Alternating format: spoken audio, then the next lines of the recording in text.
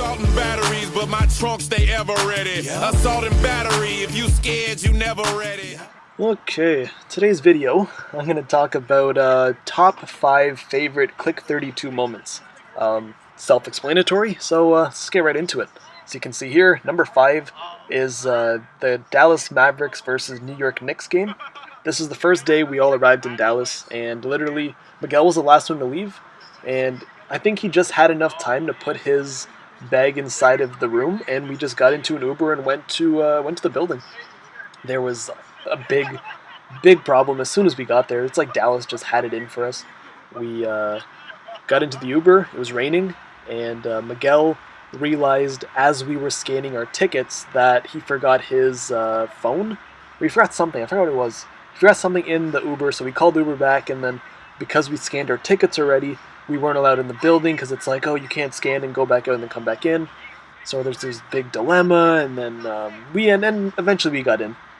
But definitely, when I thought about this video, I'm like, man, the Dallas Mavericks game was so much fun because it was literally, we talked for literally 2 years about this trip, and for everyone to just come together for the first time after not seeing each other for a year, and then I guess Griff, he hadn't seen, and Justin hadn't seen Miguel and Steve in a couple years, so for them to all come together in unison as the Kliq, it was a good time, and it was Spanish night, so we all had fun chanting in Spanish, I guess, for the little we knew, and we were in the nosebleeds, and it didn't even matter because it was like just being in each other's company was like enough to just make it a damn good time. Plus we had Pizza Hut also, which I've been craving for so long, and I'm like, man, Pizza Hut, can't go wrong with Pizza Hut, not one bit.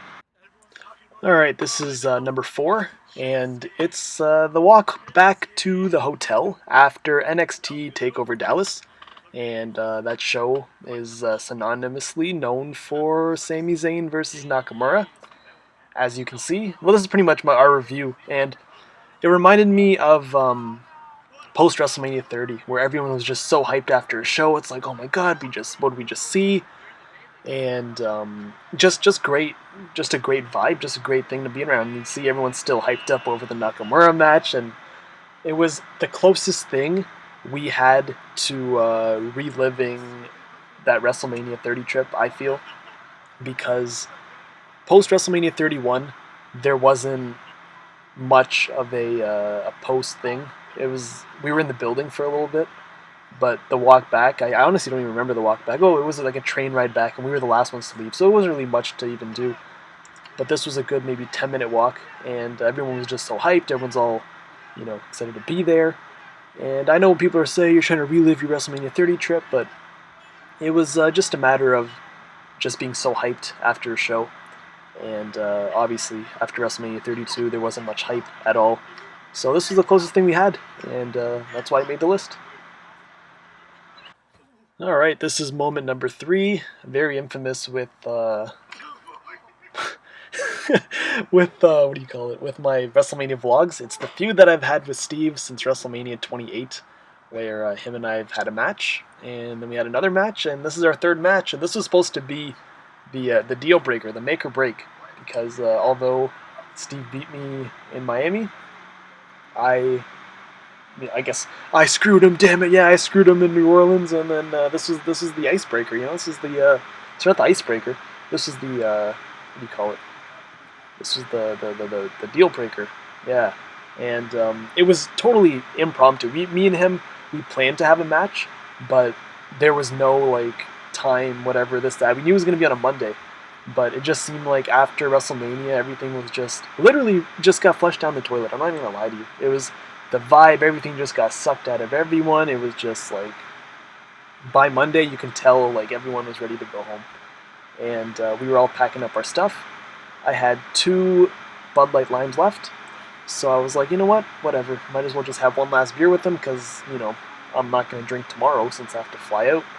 So I'll give one to Steve, I'll have one for myself, and the beginning of the video, me and him did a little cheers, and Stone Cold chugged the beer, and I gave him a stunner. He hit me with a briefcase, as you saw in the beginning of this clip, and then this happened. It was literally just out of nowhere, and None of this was planned. You can tell by this time me and him are both gassed, but we managed to have a decent match.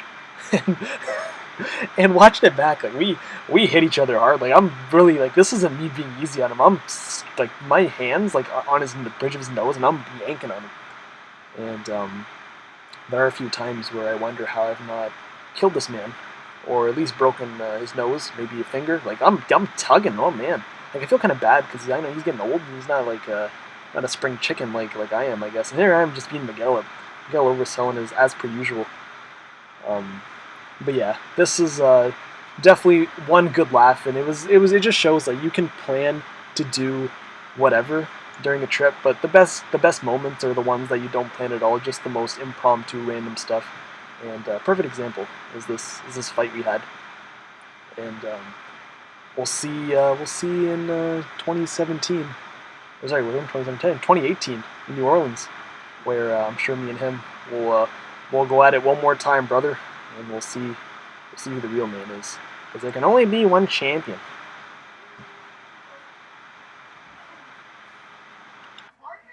Alright, this is number 2. And, man, just watching this clip back again, this was a this was a nice-ass room. And the Kliq apartment is what we called it. It was a little suite almost. Papa Vince was nice enough to give me this for the package. And it had a master bedroom, as you can see there. We're just jumping on the bed. It was literally big enough to suit at least 5 people if we really wanted to. Like, if no one really cared about where they slept.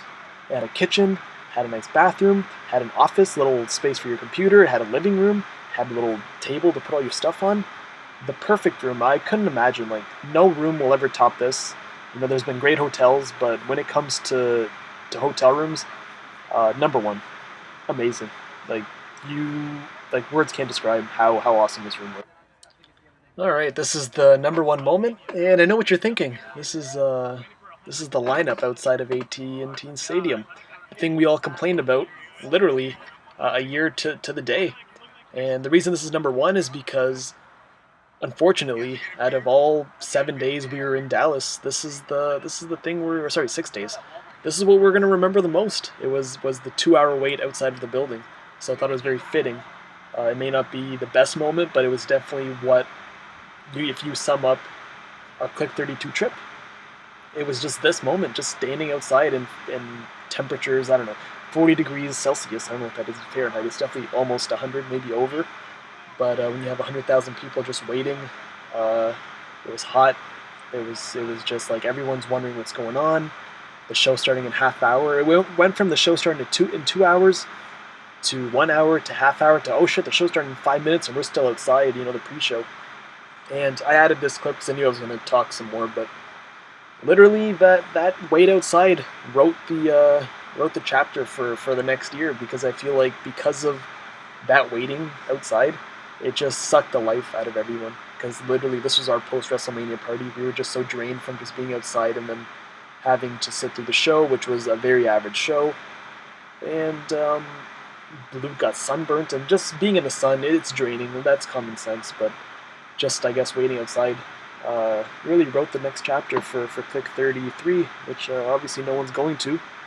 And unfortunately, you know, I guess we'll see what happens in New Orleans, but hope you guys enjoyed this video. It's really depressing making this, because I hate seeing this. That wait outside was so bullshit, man. I hate AT&T Stadium. But yeah, anyways, hope you guys enjoyed the video.